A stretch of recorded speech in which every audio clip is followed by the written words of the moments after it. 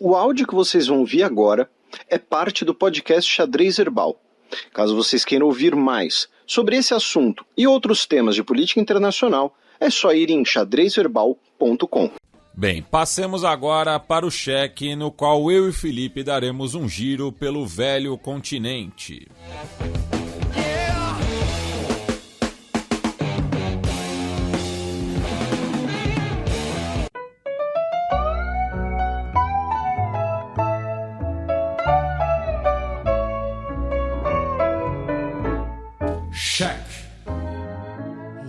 Castillo donde estaba cuando caíste en desgracia, el que siempre acompañaba tus momentos de viudez.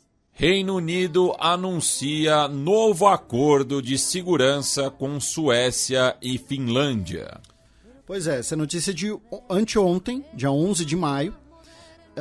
O primeiro-ministro britânico Boris Johnson assinou esse acordo com a presença, inclusive, do presidente finlandês. Basicamente em que o Reino Unido se compromete com a segurança de Suécia e de Finlândia. Por quê? Como a gente... Lembrando, os nossos blocos sobre a guerra na Ucrânia são uma constante atualização. A gente não vai ficar sempre recapitulando tudo, ou, não. Então, assim, se você está ouvindo pela primeira vez, mas vocês não falaram da tomada da Crimeia em 2014 e tal. Não, a gente não vai ficar repetindo tudo, todo o programa. Então, mas, recapitulando brevemente, né, Finlândia e Suécia, como a gente comentou aqui em dezembro, inclusive vários veículos de mídia comentaram que se a Rússia invadisse a Ucrânia, esses dois países procurariam entrarem na OTAN. Então, nosso ouvinte não foi pego de surpresa com essas notícias, mas a Finlândia e a Suécia estavam preocupadas que, olha, entre a gente solicitar a entrada na OTAN e sermos aceitos, tem um pequeno período ali que pode ocorrer alguma coisa, né? Difícil, a Rússia não vai invadir a Finlândia, tá? A Rússia ela vai focar todos os esforços na Ucrânia.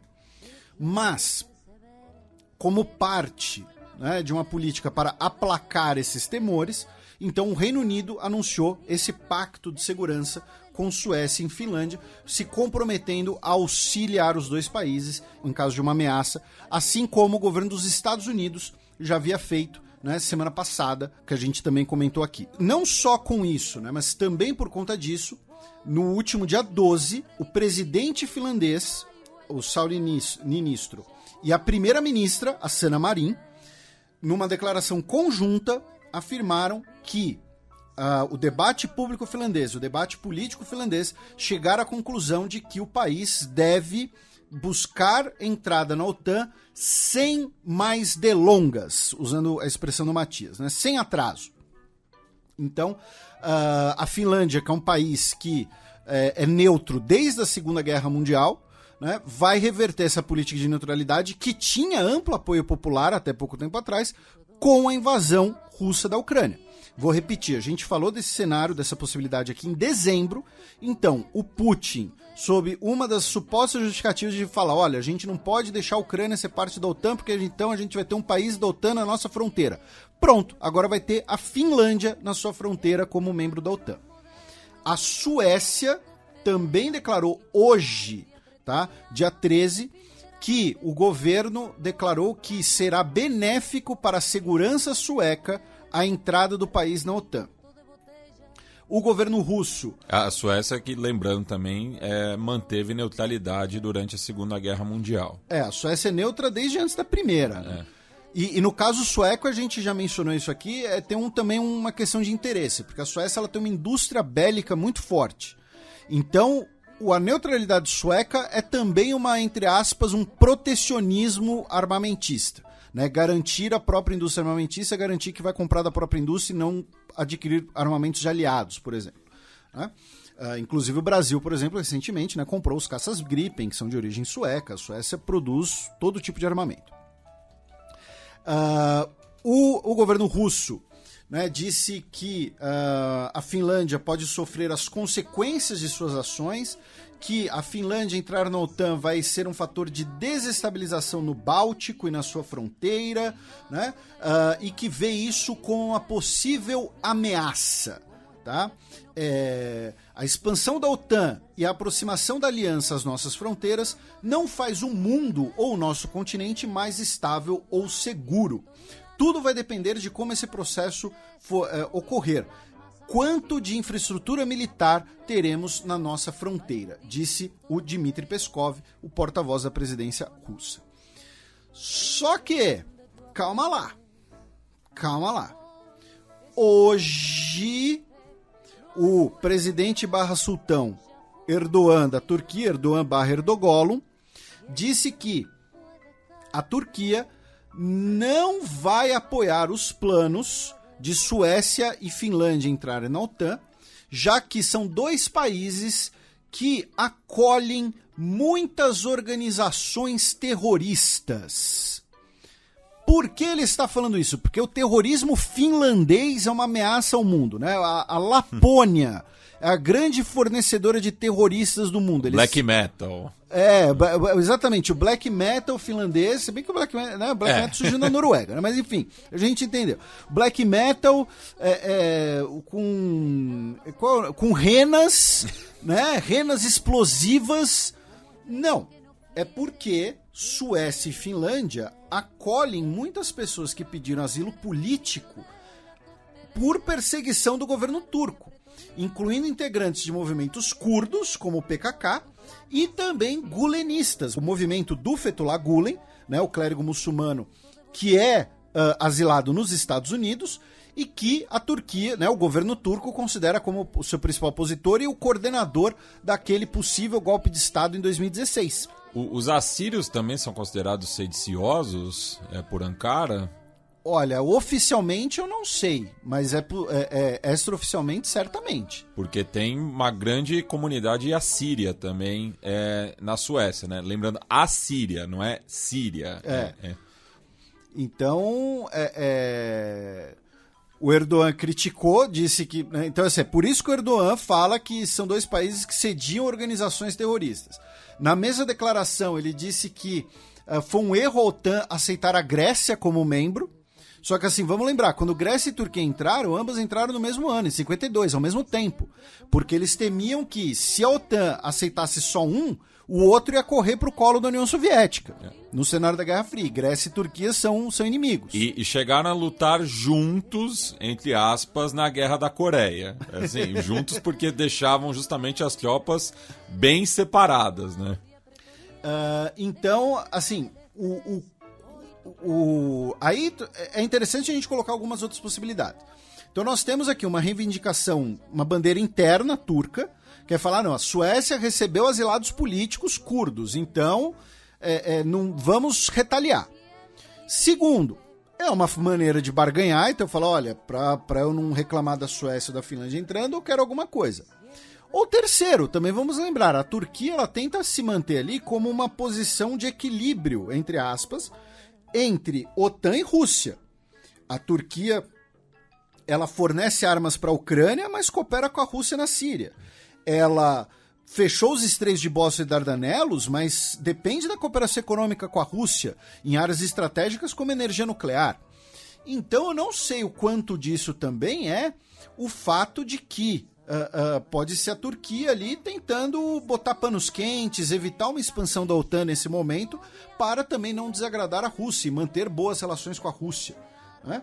Então tem várias possibilidades aqui nesse cenário, tá? Além da bandeira interna, que de fato existe, tá? De fato existe. Então é muito interessante de ver como é que vai ser isso, né? E no fim das contas a Turquia ela pode atrasar bastante a entrada desses dois países na OTAN. Então a própria objeção turca já deve causar uma certa apreensão tanto em Estocolmo quanto em Helsinki. Agora, saindo dessa questão da OTAN, a gente vai fazer com um breve giro pela guerra, né, começando pelas notícias do fronte na última semana.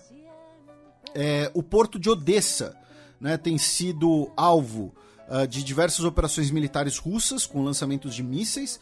O presidente ucraniano Volodymyr Zelensky pediu o fim do bloqueio ao porto de Odessa, dizendo que essa é a única maneira de impedir uma crise global de fornecimento de alimentos, já que Odessa é um dos principais portos por onde a Ucrânia exporta sua produção de grãos, e a Ucrânia é um dos maiores produtores de grãos do mundo, né? Também em relação ao Mar Negro, no início da semana, a Ucrânia alegou que teria atingido a fragata Almirante Makarov, da Marinha Russa, e seria então o segundo navio capital, né, atingido por mísseis ucranianos, e o mais moderno, já que, porque o Moskva era, a gente mencionou isso aqui no programa, era um projeto antigo. A fragata Almirante Makarov, ela entrou em serviço em 2017, tá? Ela foi comissionada em 2017, então ela é extremamente recente, ela é extremamente moderna. Porém, o governo russo negou e, posteriormente, o próprio governo ucraniano retirou a reivindicação, afirmando que confundiram com um navio de desembarque da classe Serna. Mas a última semana foi muito intensa no Mar Negro, incluindo a Ilha da Serpente, aquela mesma lá do início da guerra, com a guarnição que falou navio de guerra russo vá se ferrar, mas outra palavra com F e tudo mais. Por quê? A Ilha da Serpente, como ela fica perto ali da costa e perto do estuário dos rios, ela contribui para controlar o fluxo marítimo na região. Então, a Ucrânia tem realizado ataques à Ilha da Serpente, ela destruiu baterias antiaéreas russas na ilha, afundou pelo menos um desses navios de desembarque da classe Serna, como uma tentativa de impedir um domínio russo no Mar Negro. Também em relação ao fronte, em Mariupol, as autoridades ucranianas falaram que todas as mulheres e crianças foram retirados da siderúrgica de Azovstal, restaram apenas combatentes. E também em relação ao fronte, finalmente, nessa semana, a Ucrânia realizou uma contraofensiva perto de Kharkov, ou Kharkiv, né, tem as duas grafias, que fica ali no nordeste ucraniano, perto da fronteira com a Rússia. Até o início da guerra, era a maior cidade falante de russo da Ucrânia. Em 2014, talvez os nossos ouvintes se lembrem, eu tenho visto notícias, em 2014 nós tivemos muitos protestos pró-Rússia em Kharkov, e aí as forças ucranianas realizaram uma contraofensiva que forçou parte das tropas russas praticamente de volta à fronteira com a Rússia, tá? Saindo do fronte, mencionando visitas e diplomacia, tá? No último final de semana, o Justin Trudeau, primeiro-ministro do Canadá, a primeira-dama dos Estados Unidos, a Jill Biden, realizaram visita surpresa à Ucrânia, tá? Se encontraram com lideranças políticas, a Jill Biden celebrou o Dia das Mães, com mães ucranianas, inclusive, né? Bem aquela coisa, né? Bem de propaganda de moral de guerra e tal. No dia 10, terça-feira, a ministra de Relações Exteriores da Alemanha, a Annalena Baerbock, visitou Kiev e Bucha, né, onde tivemos aquelas denúncias de massacre que falamos aqui. Falando em notícias diplomáticas agora, meu caro Matias. No dia 9 de maio, o Macron, agora reeleito presidente francês, né, ele disse que a União Europeia não pode ser o único caminho para estruturar o continente, e que a entrada da Ucrânia na União Europeia pode demorar décadas. Então, por isso, seria necessária uma nova organização europeia, uma comunidade política para unir os países, as nações democráticas europeias. E essa união política incluiria tanto a Ucrânia quanto o Reino Unido na proposta dele. Aí, meu caro Macron, eu vou te falar a mesma coisa que a gente falou aqui quando o governo brasileiro do Bolsonaro inventou de acabar com a Unasul para criar o ProSul, né? Aqui na América Latina a gente manja muito dessa sopa de letrinhas porque toda hora alguém quer reinventar a roda, né? Alguém fala, não, agora a integração vai. É muito mais fácil, prático e sábio você reformar o que já existe do que tentar criar algo novo, tá? Ainda mais num contexto de guerra. Então, assim, você tá meio que viajando na maionese, amigo. Eu sei que você quer... A sua intenção é falar, não, a gente tem que acolher a Ucrânia o mais rápido possível, o maior acolhimento possível. Perfeito. Mas não vai ser criando uma nova organização política do nada que você vai fazer isso. Até porque para essa nova organização ter alguma autoridade moral política também vai demorar. E todo mundo vai olhar e falar, mas peraí, por que precisa desse negócio de ter a União Europeia? Então, assim, você tá viajando na maionese, ô seu Macron. Tá? Todo respeito aí. E o Macron, na terça-feira, dia 10, conversou por telefone com o Xi Jinping, o líder chinês, em que falaram sobre a necessidade de um cessar-fogo na Ucrânia, tá? E o Xi concordou. Falando em diplomacia, o embaixador russo na Polônia, no último dia 9 de maio, lembrando, 9 de maio, para os países do leste europeu e os países da União Soviética, é o dia da vitória, o dia que é celebrada a vitória sobre a Alemanha nazista. Por uma questão de fuso. Por uma questão de fuso, né? Porque quando assinaram o armistício, era dia 8 de maio na Europa Ocidental, mas já tinha passado a meia-noite em Moscou. Então, na Polônia, estavam celebrando o dia 9 de maio, o embaixador russo, inclusive na Polônia, na Bulgária e, salvo engano, na Hungria, ocorre uma coisa curiosa, que é, os nacionalistas celebram no dia 8 e a esquerda celebra no dia 9. A própria data se torna também elemento de disputa narrativa. Mas então o fato é que algumas pessoas estavam celebrando o dia da vitória no dia 9 de maio, o embaixador russo na Polônia, Sergei Andreev, ele ia depositar uma coroa de flores no cemitério militar soviético de Varsóvia, e aí manifestantes com bandeiras da Ucrânia cercaram a delegação russa, chamaram ele de fascista e ele foi atingido com uma tinta vermelha, tá? Não sei se para simular sangue ou porque mancha, alguma coisa assim. E aí o governo russo, no dia 11, disse que a Polônia precisa formalizar um pedido de desculpas após o ataque ao embaixador, tá? Um pedido oficial de desculpas, tá? E também relacionado ao dia da vitória, né? Em Berlim foi proibido qualquer simbologia soviética, bem como canções militares de origem russa ou ucraniana. Em Berlim faz sentido, eles, né? Não, mas já que tem o dia da vitória, daí aqueles extremos que a gente falou da russofobia, né?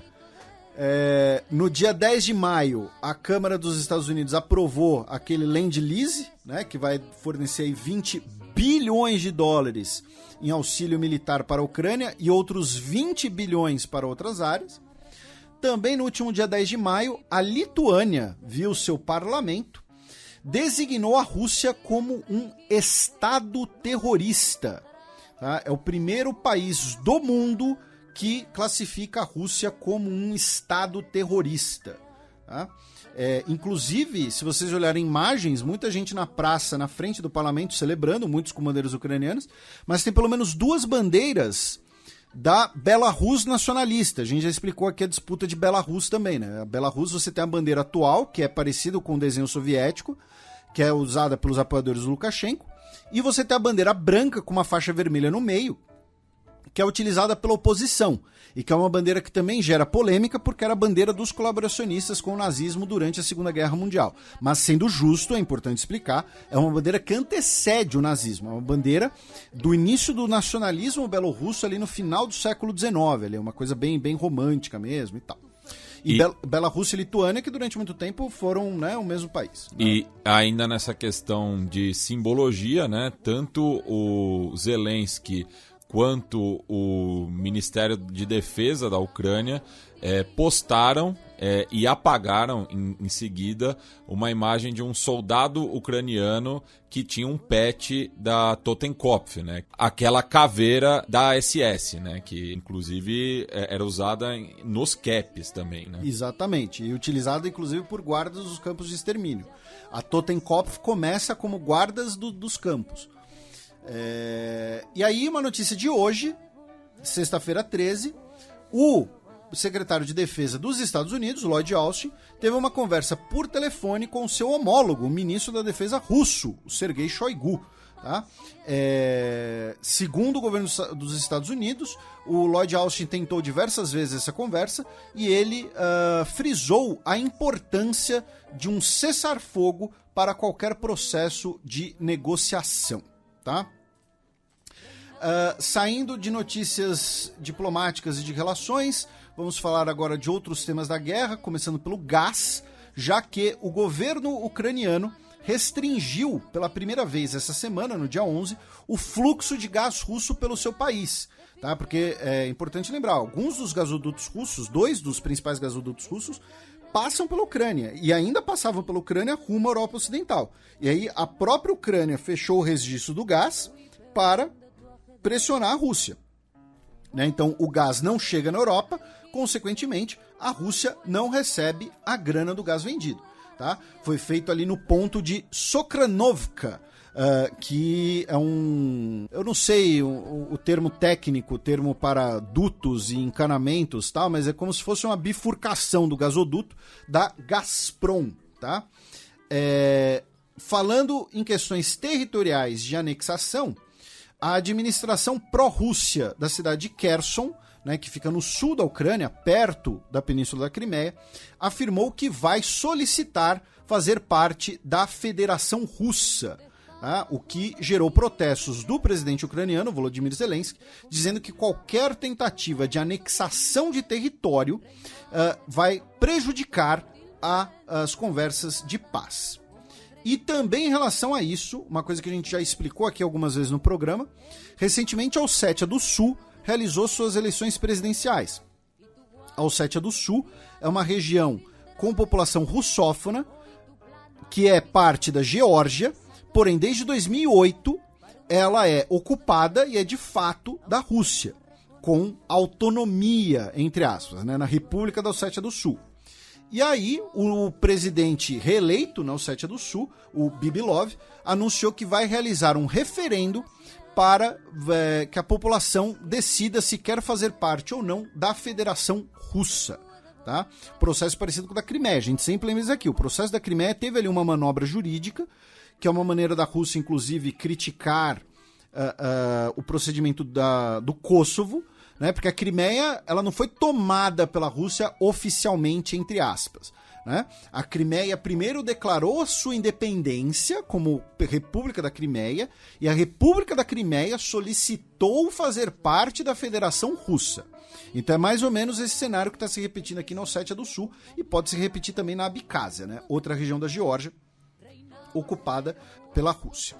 Falando agora de mortes, tá? As Nações Unidas publicaram um relatório afirmando que é impossível calcular o número preciso de mortos até agora na guerra. O número oficial de mortos é provavelmente muito maior, né? O número real é muito maior do que o número oficial.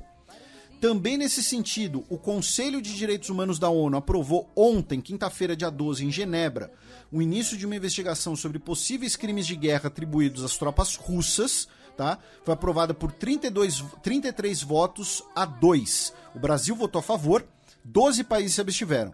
Quem votou contra? China e Eritreia.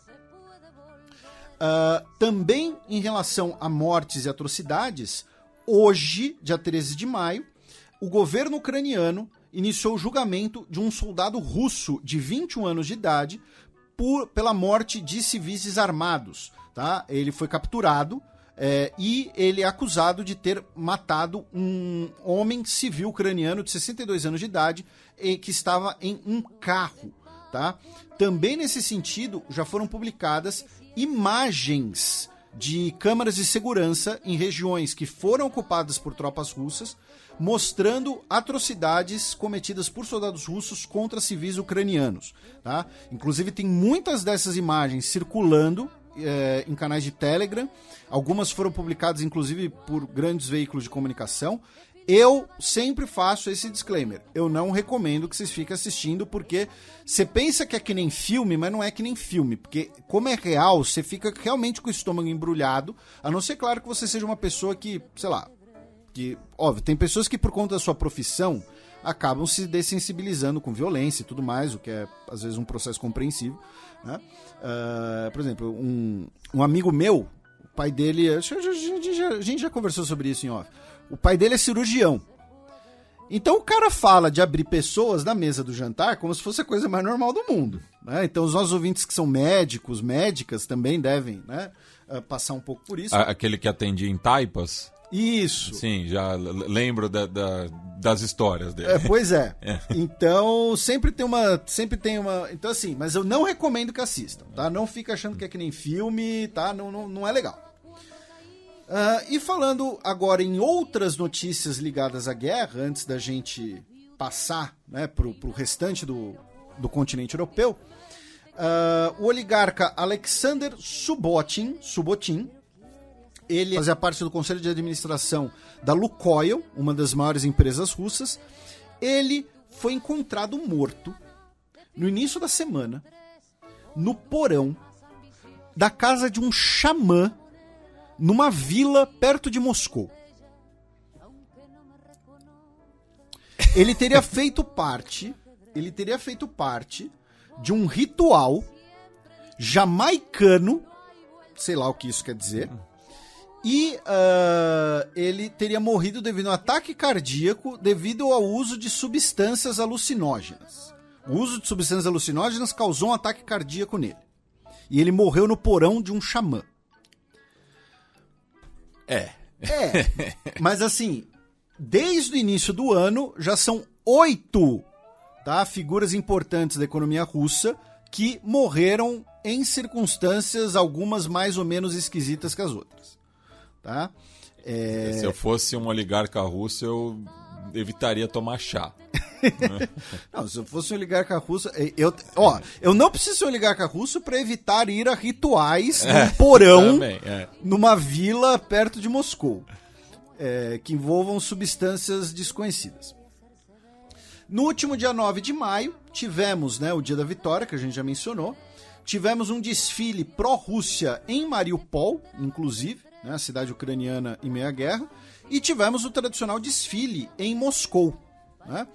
E que foi tema de coluna minha na Gazeta também, inclusive, mas nós não tivemos, uma escalada da guerra no desfile. O discurso do Putin foi um discurso basicamente fazendo um grande paralelo entre essa guerra e a Segunda Guerra Mundial. Dizendo que é uma guerra sagrada, que os russos lutam sempre por causas sagradas para defender sua terra, que os nossos avós fizeram isso e agora estamos fazendo isso, estamos lutando contra o nazismo, contra a mesma besta, o mesmo mal. Não tivemos o componente aéreo do desfile, então isso colabora para a ausência de alguns armamentos, supostamente por conta de mau tempo, tá, nos céus de Moscou. Não tivemos o anúncio de uma mobilização geral, não tivemos o anúncio de uma declaração de guerra oficial. Quem quiser ler o discurso na íntegra em inglês está disponível, durou pouco mais de 10 minutos. Ele lembrou o caráter multiétnico da Rússia, dizendo que essa é a força do país. Isso é uma referência, às acusações que o governo Putin faz em relação aos Estados Unidos, de que os Estados Unidos têm como um dos seus pilares de política externa a fragmentação da Rússia, a balcanização da Rússia, usando um termo mais específico. Ele falou da guerra cultural, que a Rússia jamais vai abrir mão dos seus valores tradicionais, costumes de nossos ancestrais, e que o Ocidente está pronto para cancelar esses valores. Ele usou o termo cancelar mesmo, tá? Então, assim, foi um discurso que não saiu muito do normal, tá, em relação a outros discursos do Putin, e não teve nenhum grande anúncio em relação à guerra na Ucrânia. E foi interessante também a manutenção ali da ideia de laços históricos entre russos e ucranianos. Então, por exemplo, no início do discurso, ele cita, ele fala da defesa da pátria e ele cita vários exemplos históricos. E aí, quando ele cita a Segunda Guerra Mundial, ele fala de Kiev, Kharkov e Sevastopol. 3 cidades que internacionalmente são da Ucrânia, porque Sevastopol fica na Crimeia e Kharkov e Kiev, que a gente já citou. O governo russo, inclusive a presidência russa, soltou uma nota de homenagem aos veteranos ucranianos da Grande Guerra Patriótica, dizendo que a causa deles está sendo honrada pela Rússia hoje em dia. Então, mas enfim, como eu disse, não teve nenhum grande anúncio de guerra, de mobilização geral. O governo iraniano... E de um guismo na veia, né? É isso. O governo iraniano solicitou que todos os seus nacionais saiam de Moldova no dia 9 de maio, tá? Considerando a possibilidade de uma escalada de tensões no país. A gente já falou de Moldova várias vezes aqui. Nessa semana, também no dia 10, faleceu o Leonid Kravchuk, aos 88 anos de idade. Ele que foi o primeiro presidente da Ucrânia independente, pós-dissolução da União Soviética. Aí, anteontem, ainda não é confirmado, é um relatório comentado, que o Putin aumentou o papel da Agência Militar de Inteligência Russa, a GRU, na guerra na Ucrânia. Tá? Isso seria um sinal, porque não é nada aberto, é algo comentado por fontes não oficiais, mas seria mais um sinal do descontentamento do Putin com a inteligência russa em relação à guerra na Ucrânia, que estava sendo conduzida pela FSB, que é a Agência Federal de Inteligência, que é uma das sucessoras da KGB. A GRU é a Agência de Inteligência do Exército. Tá? Ela é completamente militarizada. A FSB é uma das sucessoras da KGB. Se bem que assim, tem várias agências de inteligência na Rússia, tá, gente? Então todas têm alguma, de certo modo, alguma ascendência ali com a KGB, a antiga KGB. E finalmente, hoje, o ministro alemão da Agricultura, o Cem Özdemir, chamou de repugnante o suposto roubo e confisco de cereais ucranianos por tropas russas. Tá? Por quê? Porque foram publicadas diversas denúncias recentemente de que as tropas russas confiscaram até 20 milhões de toneladas de grãos que estavam em depósitos nos portos do Mar Negro, inclusive Mariupol, que foi tomada pelas tropas russas. E aí os russos teriam confiscado essa produção, não sei se para suas próprias tropas, para dentro de suas fronteiras, para exportarem. Isso pode ser também uma denúncia de propaganda de guerra, enfim, né? Sempre importante o ceticismo. Mas aí, hoje, o ministro alemão da Agricultura afirmou que isso seria repugnante. Aí, meu caro Matias, a gente vai fazer o nosso giro europeu, começando pela própria Rússia, já que ao menos 8 pessoas morreram no último final de semana devido a incêndios na Sibéria. Tá? Incêndios, inclusive, também marcados por ventos fortes que espalharam as chamas e dificultaram as ações para combater o fogo na região de Krasnoyarsk, tá? Que fica a 3.000 quilômetros de Moscou. Da Rússia, vamos para a Croácia, já que o parlamento do país aprovou hoje, 13 de maio, né, se não fosse um bloco europeu seria um breaking news, aprovou a adoção do euro, tá, a substituição da coroa pelo euro, com 117 votos a favor, 13 contra e uma abstenção. Tá? Então, a partir do dia 1º de janeiro de 2023, a Croácia será um novo país usuário do euro, integrante da Eurozona. Da Croácia, vamos para a Alemanha, com uma notícia também de hoje e 2 eleições internas. Tá? A primeira delas, no último dia 8 de maio, nós tivemos as eleições para o Landtag.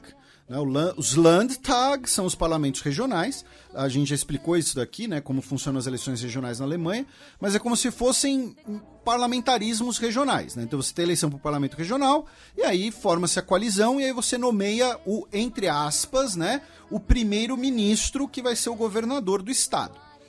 E no dia 8 de maio tivemos as eleições de Schleswig-Holstein, né, a região ali dos ducados, a antiga região dos ducados, perto da fronteira com a Dinamarca.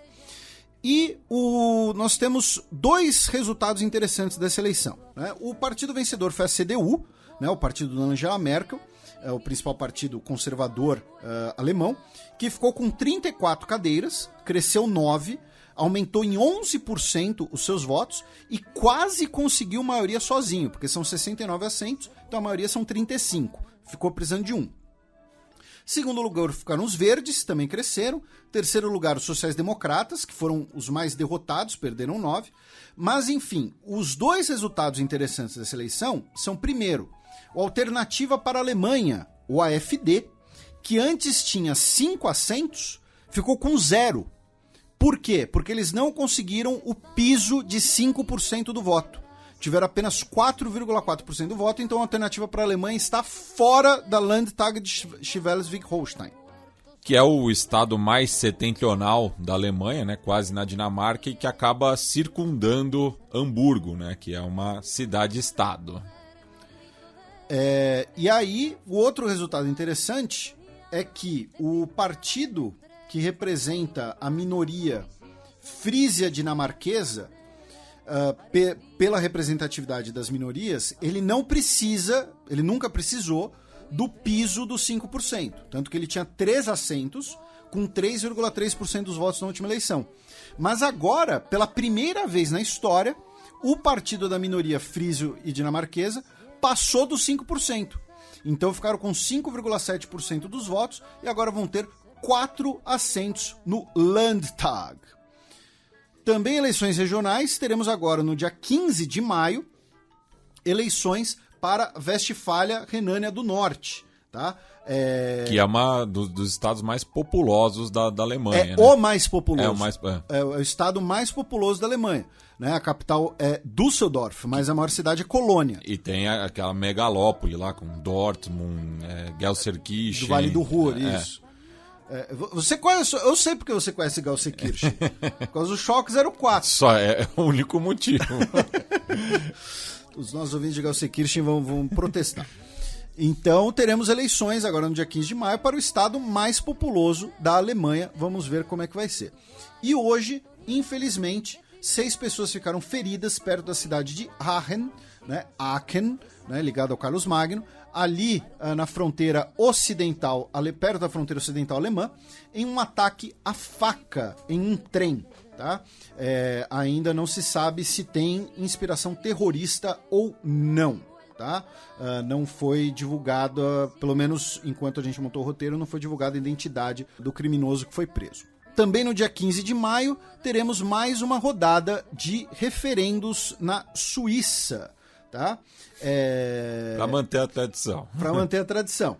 Então, os suíços vão votar se eles querem a manutenção dos incentivos fiscais à rede pública de TV suíça, de TV de produção suíça, que é chamada às vezes de Swissflix, né? Tem sido chamada de Swissflix. Vão votar sobre a expansão, o aumento da participação suíça na Frontex, né? Que é a agência do espaço Schengen, tá? É a agência do espaço Schengen. Também vai ter um voto importante sobre doação de órgãos. Por quê? Segundo o governo suíço, a lei suíça de doação de órgãos está obsoleta. E muitas pessoas na Suíça passam por problemas de saúde devido à baixa disponibilidade de doadores. Por quê? Na Suíça, a pessoa só é declarada doadora de órgãos se a pessoa explicitamente consentiu sobre isso durante sua vida. Como não é algo que a maioria das pessoas faz, e muitas vezes é uma decisão que fica então relegada a familiares, né? E aí muitas vezes os familiares rejeitam, ou então não é possível determinar se a pessoa era contra ou a favor. Então, segundo o governo suíço, muitas pessoas passam por problemas de saúde devido à baixa disponibilidade de doadores de órgão. Então, o que o governo suíço inverter a fórmula. Que é a fórmula, se eu não me engano, que é como... agora eu não lembro como é aqui no Brasil, mas que é assim: em vez da pessoa ter que explicitamente falar que ela é doadora de órgãos, agora todo mundo vai ser doador de órgãos, a não ser que explicitamente faça objeção.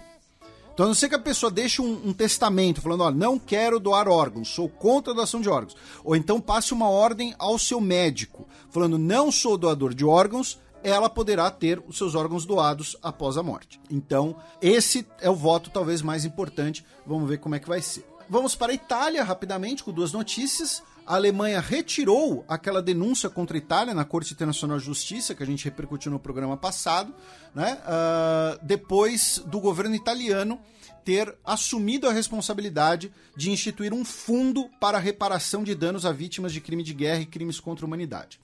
E a segunda notícia é que os Alpini, né, que são a tropa de montanha do exército italiano, é um regimento de elite, né, das forças italianas, vão passar por uma investigação nacional depois de mais de 100 acusações de assédio sexual por mulheres após uma parada militar pelas tropas Alpini. Tá, o evento foi em Rimini, que teve cerca de 75 mil pessoas no público e mais de 100 mulheres reportaram queixas de assédio sexual, comportamento inapropriado ou toque inapropriado por soldados do regimento.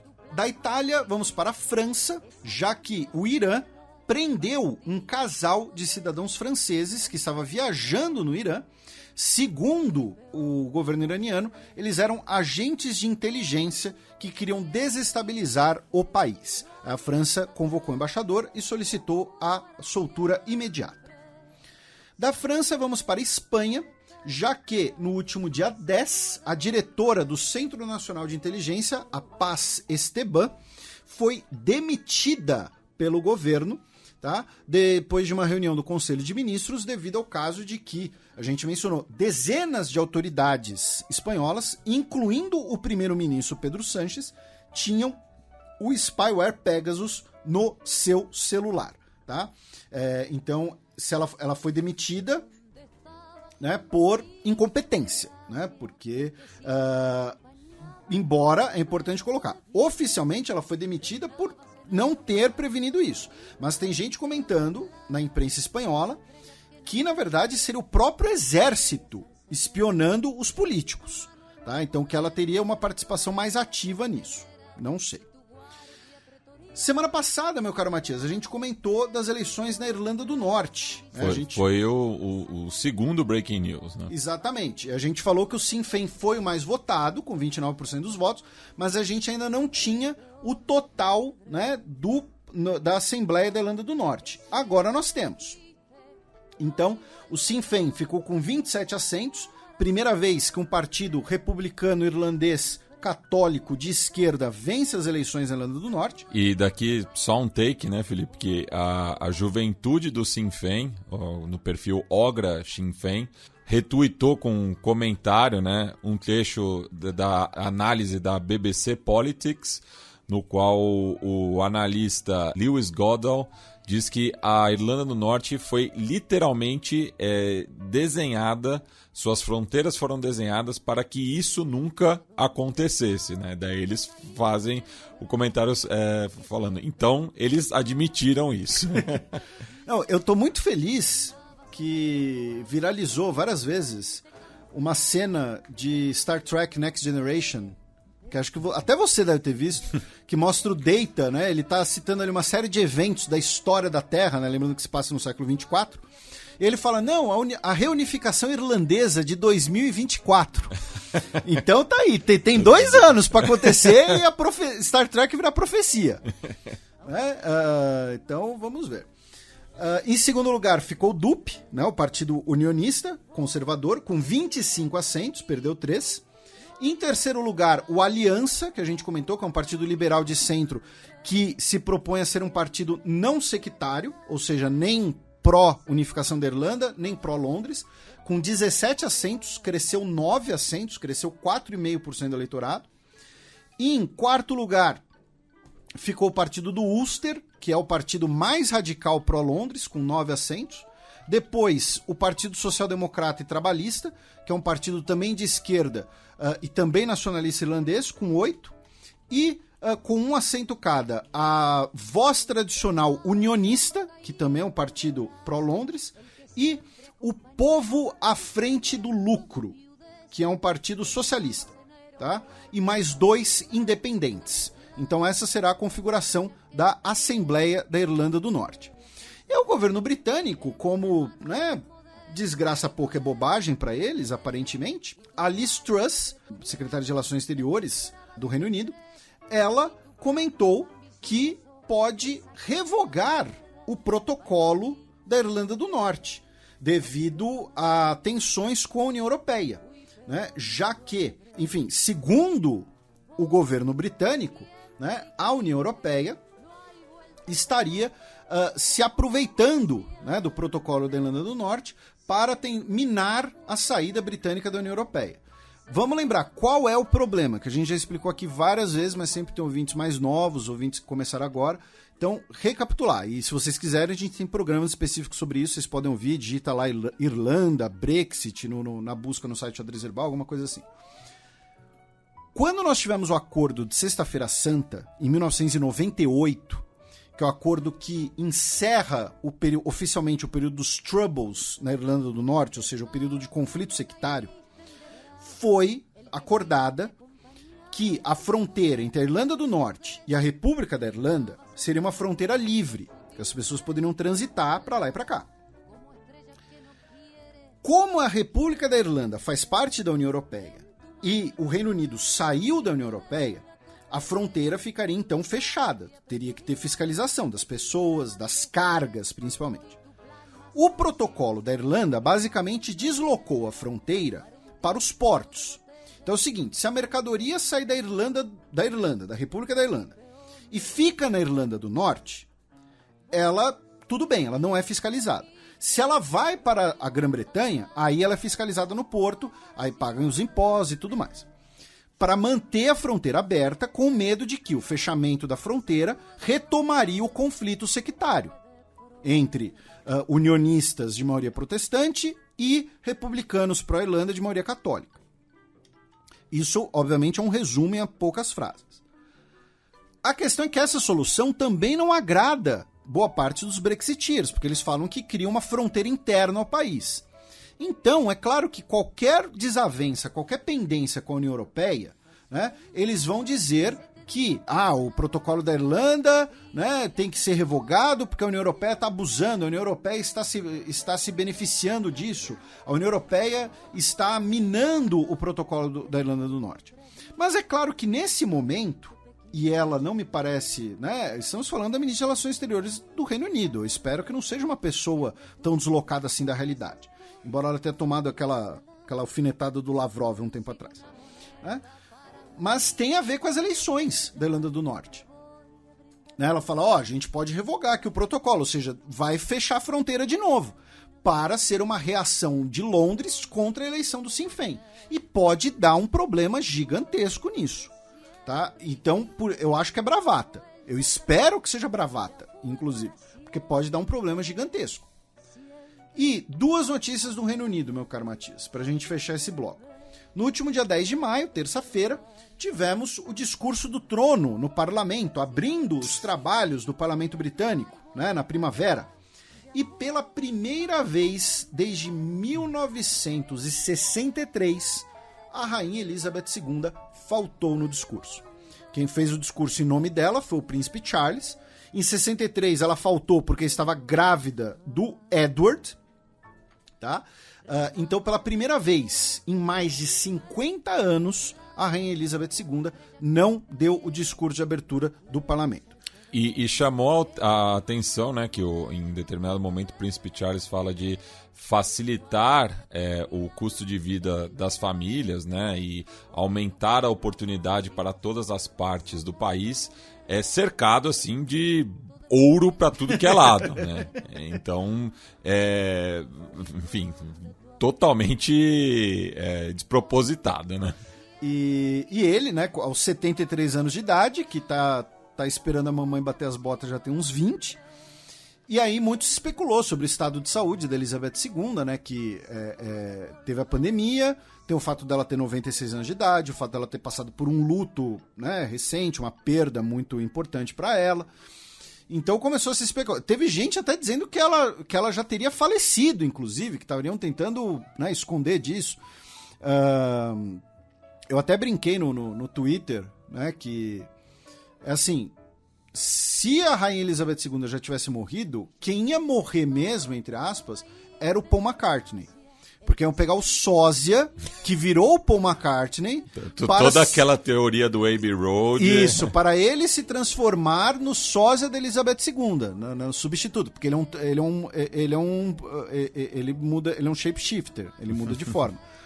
E lembrando, uma teoria que eu expus aqui há muito tempo, tá? É uma teoria minha, se você ver se em algum lugar roubaram, que é o seguinte: o Abbey Road, né, o disco Abbey Road, que é quando, né, teriam revelado, né, que o verdadeiro Paul McCartney morreu, é de 1969.